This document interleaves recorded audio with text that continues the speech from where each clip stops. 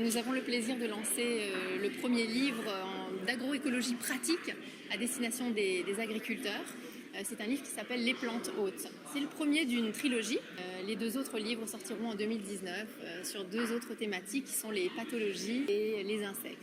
Le but de cet annuaire en agroécologie pratique, c'est d'être un outil efficace au terrain pour les agriculteurs, pour qu'ils sachent reconnaître toute la faune et la flore qui les entourent et de regarder les mauvaises herbes, les herbes de leurs parcelles maraîchères, comme des alliés de leur culture. Parce qu'elles vont héberger des insectes prédateurs, nuisibles, qui vont leur permettre d'acquérir une biodiversité et donc un terrain qui va être fertile et sain pour conduire leur culture, légumes et fruits.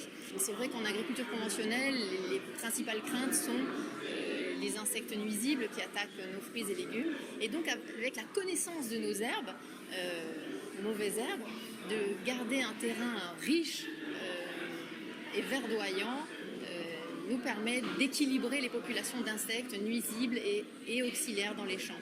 Et ainsi de lutter contre trop d'insectes nuisibles et avoir une répartition des populations équilibrée. En fait, ce livre rentre dans un projet global. Et le projet global, c'est d'aider l'île Maurice à vivre sa reconversion en agriculture biologique. Pour cela, nous avons besoin d'outils que les agriculteurs doivent avoir à disposition. Lorsque nous avons acquis pour le vélo vert, l'association Le Vélo Vert, notre premier terrain. À ce moment-là, nous devions commencer les cultures et le terrain était en friche. Et là, on s'est posé la première question, on va le nettoyer, mais nettoyer comment? C'était inutile de raser tout, comme on fait souvent en agriculture conventionnelle, mais de commencer déjà à repenser notre agriculture et se dire, on va juste nettoyer les espaces que nous avons besoin pour cultiver les fruits et les légumes, et le reste. Quelles sont les herbes que nous devons garder ou pas garder? Mais nous ne les connaissions pas, ces herbes. Donc du coup, on s'est adressé à l'herbarium, de Mauritius Herbarium, qui se trouve près du MSIRI à Réduit, qui est une institution qui est une bibliothèque de plantes avec une collection de plus de 300 ans. Et donc, avec l'aide de leur équipe, Claudia Weider, au guidon de cette institution, le Mauritius Herbarium, nous a permis de commencer à collecter toutes les plantes qui étaient dans notre champ pour savoir est-ce qu'on la garde ou on la garde pas et pourquoi.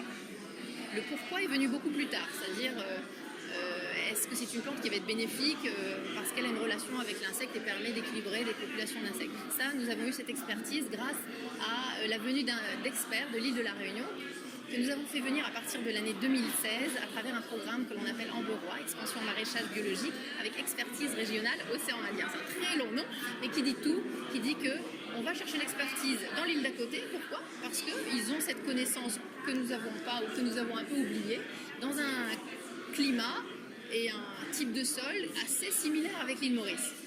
Et donc leur agriculture biologique est assez expérimentée et nous en bénéficions tous les 2 mois grâce à la venue de ces experts que nous faisons venir dans ce programme Amberois. Et donc avec eux, on apprend énormément au niveau de l'enrichissement des sols et de la gestion des populations d'insectes. Quand on a collecté 1250 plantes, on s'est dit lesquelles allons-nous choisir.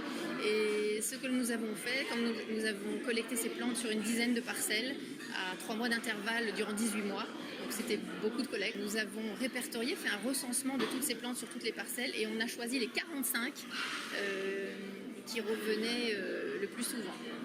Donc les 45 plantes que nous devons incontournablement connaître parce qu'elles sont présentes sur la majorité de nos sols mauriciens et nos sols réunionnais. On s'est attaché à s'assurer qu'à l'île de la Réunion, ces plantes-là étaient aussi dans les parcelles maraîchères. Comme ça, cet outil qui est publié aujourd'hui avec la collaboration de nos 2 îles sera utile à Maurice et pour nos agriculteurs de l'île de la Réunion.